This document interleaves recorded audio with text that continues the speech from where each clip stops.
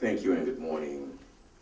In the name of God, most gracious, most merciful, I come here as a participating member of the American Muslim Task Force and the Muslim organizations that are represented by the American Muslim Task Force to say that indeed we do welcome the President's outreach to the billion of Muslims around the world.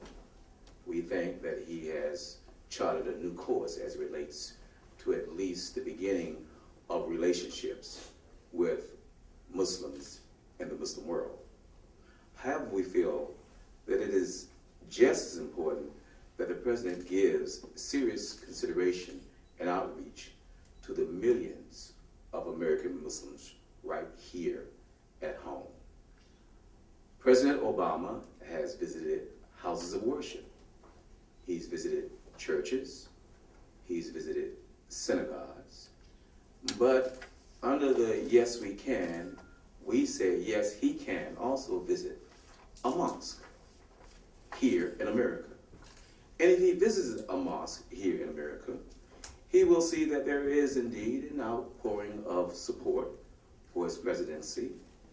He would also see that there is an outpouring of support for health care, for education, certainly not foreign occupation, that there's an outpouring of support for a new energy policy, and certainly there's an outpouring of support in the mosque among American Muslims for the plight of the millions of American workers now who find themselves losing their homes, often without jobs. These things he would find exist within the American Muslim community if he would just take the opportunity to visit our community, visit our house of worship.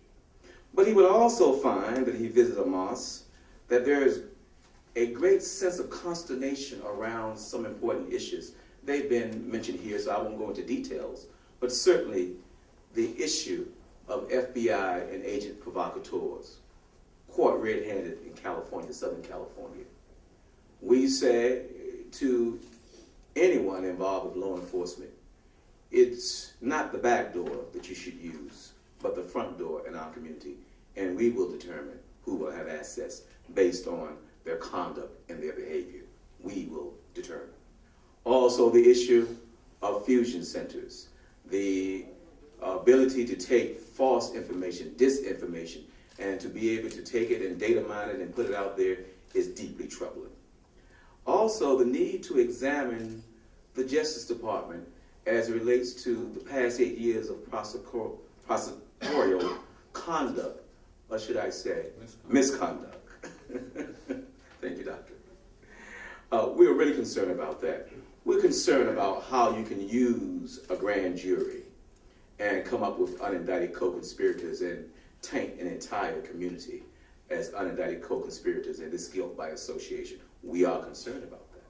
We're concerned that there seems to be some type of selective prosecution still goes on around Dr. Samuel Alion's case, whereby indeed he had made a commitment and the government had made a commitment with him, with the U.S. attorneys in Florida, yet indeed a prosecutor, a rogue prosecutor I would characterize, has saw fit to not honor what took place in Florida.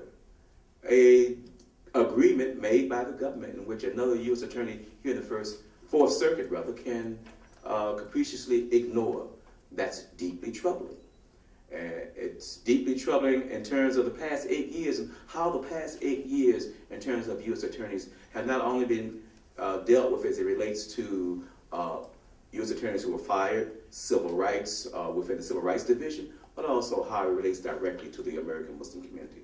So he would definitely hear that. He would hear our concerns about that.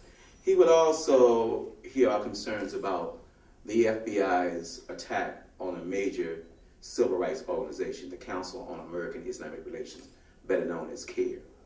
We have deep concerns about the behavior of the FBI as it relates to the way it has dealt with CAIR or not dealt with CAIR.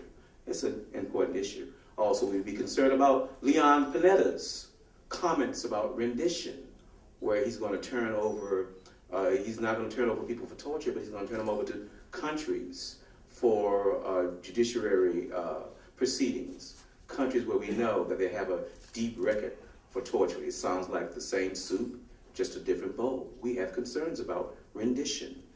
And then finally, we have concerns about the past 8 years of his predecessors' attacks on the American people's civil rights and civil liberties, especially within the American Muslim community. Again, we support and we do encourage the president to reach out to the Muslim world. But as my grandmother once said, charity begins at home. He needs to come on down and visit and have a relationship with the American Muslim community and engage the American Muslim community.